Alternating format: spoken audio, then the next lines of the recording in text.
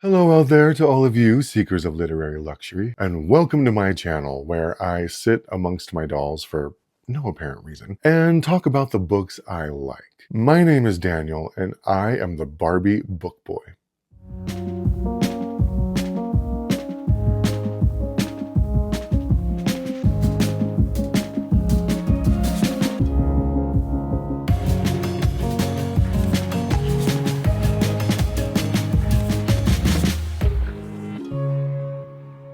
Today, we are at serious risk for whiplash injury because we are going to be wrenched back and forth in a dual timeline story called Daughter of the Tarot by Clare Marchant.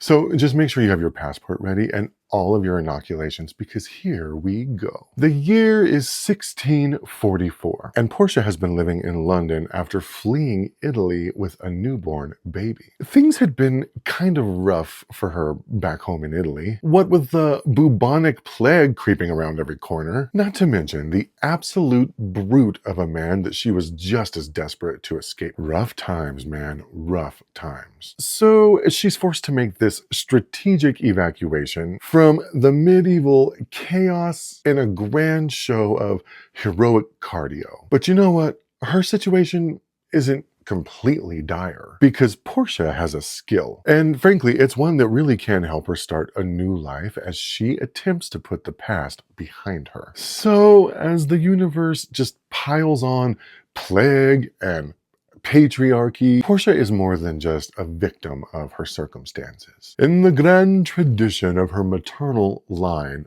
Portia is a tarot card reader. And it's through these tarot card readings that she learns London is rife with women who, just like she once was, are desperate to escape their lives. Because, women's lib hadn't happened yet. But you know what? This is where Portia's power quietly blooms. It's in the radical and dangerous act of showing women that escape is possible. And this secret mission of hers is one that she keeps hidden from her loved ones in an effort to protect them from some pretty harsh truths. And that has never once backfired in any book ever. Anyway, Portia uses the oft misunderstood devil card as her means of helping these women to see their lives more clearly, but also as her personal calling card in a clandestine network of liberators. And then poof, women of London begin to be spirited away, not by magic, by bravery, which is why this is so deliciously threatening to the world around her. Plague is one thing, but a woman who teaches other women to recognize their chains, well, that's revolution. And Portia is on the front lines. But her past secrets are hot on her heels, and she's got some serious strategizing to do if she wants to continue to outrun them. Now, fast forward almost 400 years. It's today times. It's the nowness. And Beatrice has decided to flee her own life, though hers wasn't anything as precarious as Portia's. See, Beatrice recently lost her beloved mother, and her dad is set to remarry. So Beatrice is feeling sort of superfluous, and she heads off to London to open her very own tarot shop. She rents herself an adorable little place and starts unpacking, when among her things, she comes across this mysterious deck of tarot cards that she's never actually seen before, but she realizes that it's the legendary deck of tarot cards that's been passed down through the women in her family for generations, though no one's actually been able to do any readings with it because it's missing a card, specifically the devil card. And this missing card ignites a quest for answers that she just can't let go of, especially after learning that her missing devil card is linked to an alleged series of murdered women from the 1600s. Well, now she's hooked. She's down this rabbit hole of intrigue that takes her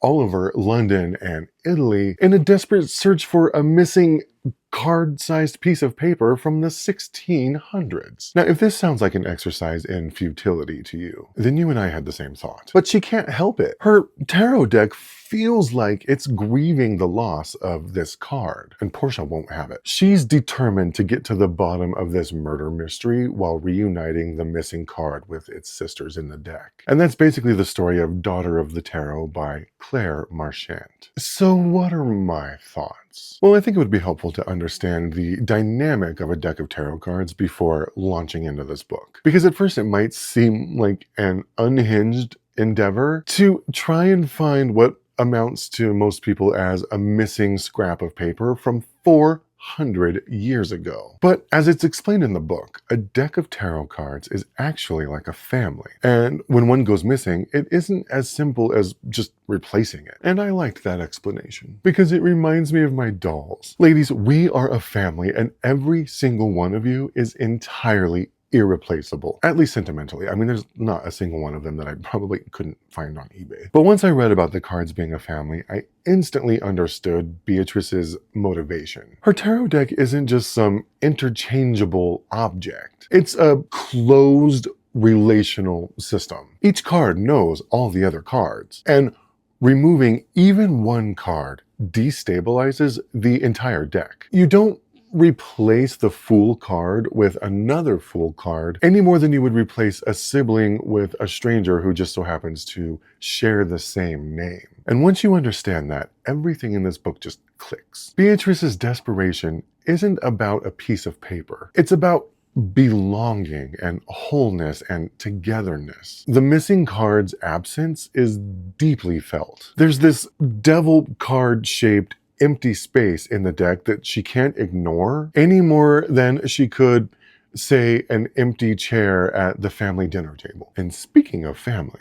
Beatrice is also heavily motivated by solving this 400-year-old murder mystery because she can't believe or accept that any woman in her family would ever have been capable of such a thing. To accept that charge would mean allowing this unthinkable narrative to overwrite generations of women in her family that she knows through stories and traditions, but also through her own sense of intuition and connection. There's something almost radical in her refusal to accept this murder narrative, because historically women's lives are so often reduced to scandal and rumor and moral shorthand. A single transgression, real or alleged, becomes the defining fact that eclipses everything else. And Beatrice ain't having it. Just like her tarot deck can't lose a card without being incomplete, Beatrice can't lose a woman from her lineage in a damning story without the family itself becoming distorted. She's motivated by love and inheritance, and by the fierce need to prove that the women who came before her were more than just the worst thing that history might try to make them out to be. Women like Portia. She's the kind of woman that history just